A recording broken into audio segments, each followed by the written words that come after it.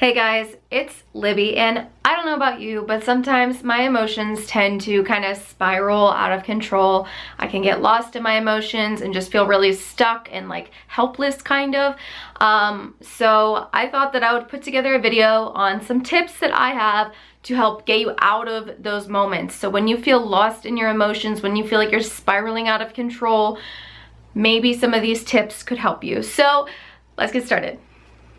So the first tip that I have for you is to identify what your symptoms are. And if you can identify the trigger of those symptoms too, that's great. But sometimes there's not a specific trigger, you know? So the most important thing though is to identify the symptoms you're having. So when your emotions are spiraling out of control, what is happening to you? What are you doing something differently? Are you thinking something differently? You know, what's happening? So identify what that is. The second thing to do is to brainstorm solutions. And I know that that sounds like kind of cliche and like, well, no, duh, I'm gonna look for solutions, you know, but I mean, personally, when I'm spiraling, sometimes I kind of give into it, you know what I mean? Like sometimes I'm not really looking for solutions, I'm just mentally freaking out. So when you're having one of these moments, just like pause, stop, whatever, clear your head in some minor way at least, and look for your solution. So if you know the trigger, maybe look for something to help resolve that trigger for you in a healthy way. If it's just symptoms that you're identifying, find ways to gain control back over those symptoms. Like I said though, this is a lot easier said than done. So if you think that you need some help, don't be afraid to reach out to friends or family. You know, it's good to have a really strong support network. So do not let those relationships die when you're struggling with mental illness. And that's something that I'm kind of guilty of. You know, I've been struggling for a while now and my friendships have sort of fizzled out. And if I had better friendships, I'd have more people to go to in my moments of need. You know what I mean? So that's another tip I have for you. Just try to maintain those relationships.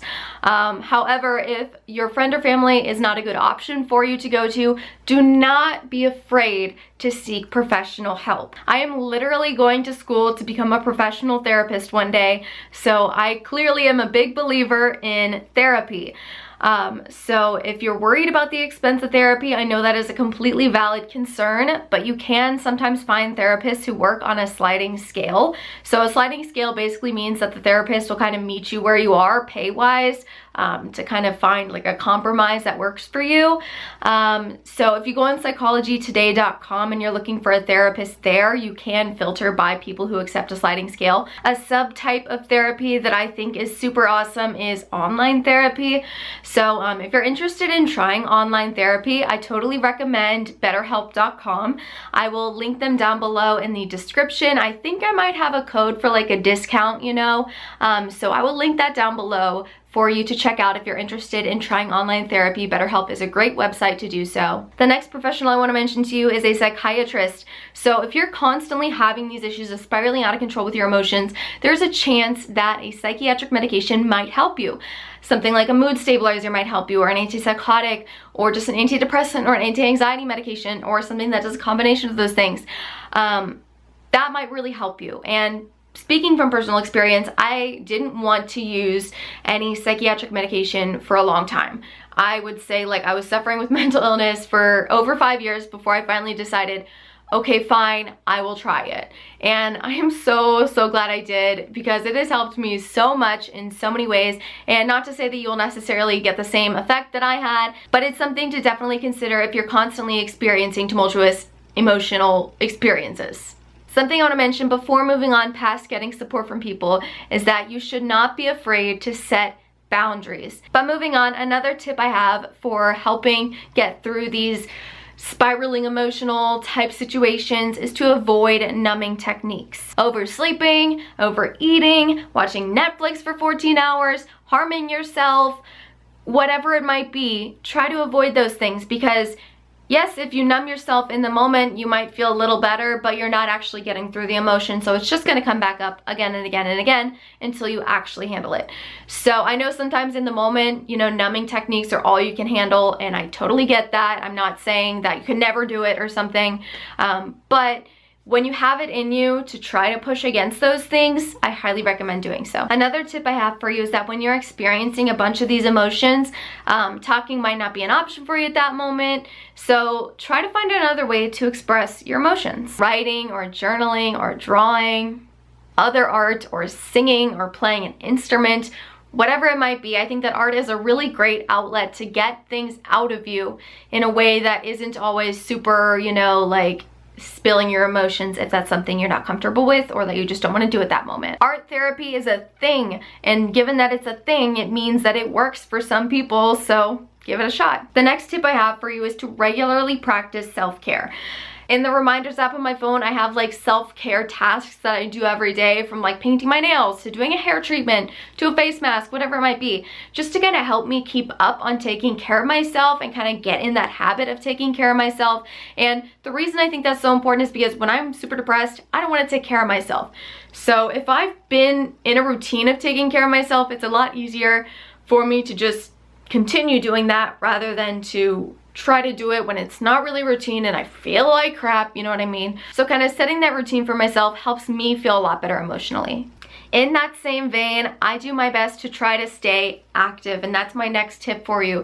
By that, I don't mean run 15 miles a day. I just mean like get up and wash the dishes and, you know, like sit back down and then get up and go do something else and, you know, return or whatever it might be. I've gotten myself in the habit of going and doing pottery once a week and going and working out a few times a week and other stuff like that. And I know it's kind of a luxury for me to have the time and money to do those things, and you might be super busy with other things that you can't count kind of as like self-care, enjoyable activities. But if you can squeeze those types of things into your schedule, I think it's super important to do so, because personally, I think it has kind of helped prevent me from going too deep down a wormhole. Because if I just paid for a workout class and I'm supposed to be there, you know, I'm gonna go show up. I'm not gonna waste my money, you know what I mean? So even if I am kind of spiraling, I say, okay, nope, time to go get changed, time to go work out, you know what I mean? So if I have stuff that like I'm going to do, then it helps prevent me from spiraling too much, I think. So setting a routine for yourself can be super duper helpful. But say you are doing something and you're still spiraling out of control emotionally, don't fret. My tip for you is to stay focused on the task at hand. Well, hey, isn't that avoiding the thought? And in a way, yes, it is avoiding that thought. If you're busy in school, like, you know, trying to learn calculus or something, and your thoughts are starting to spiral, and you say, no thoughts, not right now, I am busy, I'll think about you later. Yes, you are technically avoiding it, but you know, your task at hand might be more important. That's why I say focus on the task at hand when it's something that, you know, like needs your focus at that moment. Now, if you have the option to take a step back and process through these emotions that you're feeling, that's wonderful, that's great. But if it's not a moment that you can do that, I do recommend just trying to ignore it.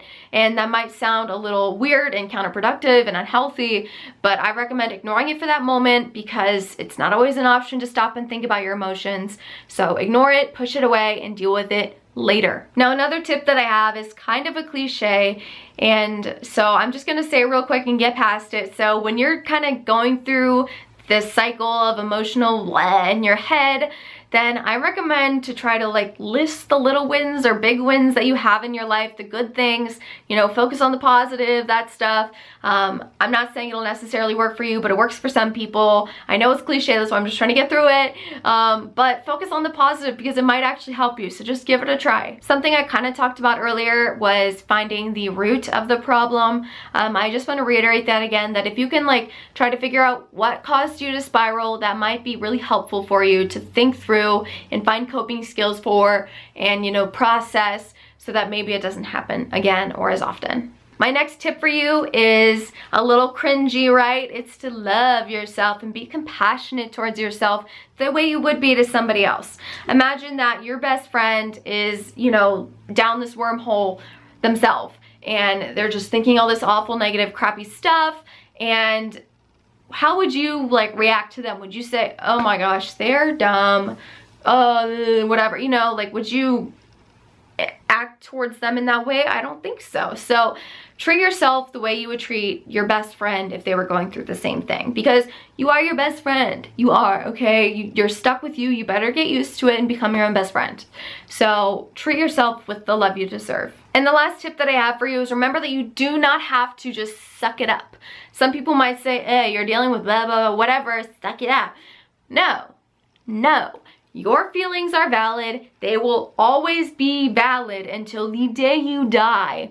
Your thoughts and feelings are important and they matter so much. So do not let anybody else tell you otherwise, and don't let yourself tell you otherwise either, because you deserve love and understanding and validation and everything good. So if you're experiencing something negative and you're getting down on yourself about that,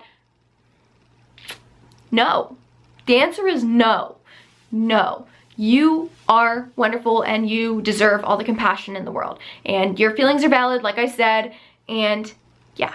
But yeah, so those are my tips to help get you through that like emotional wormhole that you might go down, or that black hole, or the roller coaster ride, or whatever it might be. Those are my tips to kind of help get you emotionally back on track. So I hope that this video was helpful. If you guys have any more tips, tricks, ideas, perspectives, whatever it might be, feel free to leave that down below in the comments. I would love to see it. I'm sure everybody else would love to see it too.